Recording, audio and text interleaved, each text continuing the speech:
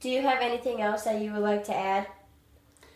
Um, no, maybe just kind of go over the whole thing. Like I said from the beginning, my parents, we were kind of like up in the air of what's going on. We know it was in Detroit. We were 30 miles out of Detroit. So we weren't scared. I was too naive to be scared to go into Detroit, but I know driving into Detroit, on the expressway, I was still fine.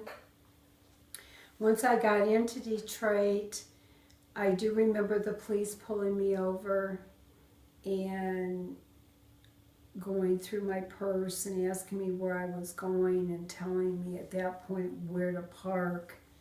And they said they would give me a police escort the 3 blocks into the building, which they never did. So I was very, very scared after I got out of my car to walk into the building.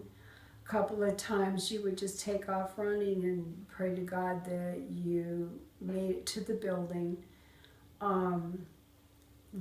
One time when I was getting ready to leave, I do remember that I went out and we parked in this big, huge DTE, or at that time it was Detroit Edison parking lot, and my car wouldn't start, and I was naive enough to go to the building next door, which was a auto repair shop / gas station, and I walked in, and there were probably at least 25 to 30 Afro-American young guys with a very older grandpa-type guy sitting there.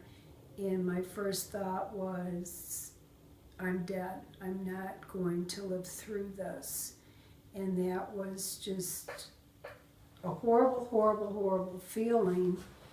And nobody said anything, and finally, the young guys finally said to him, do you want us to help her, or what do you want us to do? And he kind of looked me up and down for a couple minutes, and then he thought about it, and then he said, no, let's get her car started. So about 5 of them came out and worked on my car, and they were very nice. Excuse me, the bunch of them, they were all of them very, very nice, and got my car started. And then on the ride home, I thought, oh no, here we go. But when I was down there, it was scary the first time being taken out of the building. It was different. It was kind of like shock treatment as to what was going to go on, as far as the police coming. I mean, imagine the police walking up and knocking on your door and saying, we're surrounding you, we're going to take you to our car. Once we get in the car, you have to lay in the back seat on the floor. Don't move till we get to the hotel. Once we get to the hotel, get out. We're going to surround you. We're going to take you up to the room. And once you're in your room, you can't leave the room. But there will be, if you hear anything happens, we will have police on the floor, and one will be stationed outside of everybody's room. Just our age and what went on, it was just a whole different time, a whole different generation. Now, if they would have come into our city, at that time, we had no Afro-American living, we had none living in our city.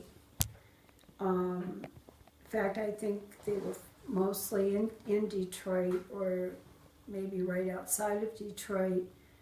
So for a carload of them to be cruising through our city, that was kind of scary. We all stayed in our house, locked ourselves in. But still, there were no thoughts of everybody take out your gun and get ready for shootout at the OK Corral or whatever we were going to do. It was just totally different. And as far as the way it goes on, I mean, it's just, like I said, our society, we protected each other. In our city, we protected each other. We all knew each other. We all grew up together. And if somebody needed help, you were there. And I think I stated earlier, it was different even going away to college. There were 70,000 college students, half of Great Lakes Naval Base, 3 Army Nike sites, and females we still hitchhiked by ourselves. We lived in a safe society. Okay. Thank you for your time. This was like a good interview. Thank you for answering my questions. Oh, you're welcome.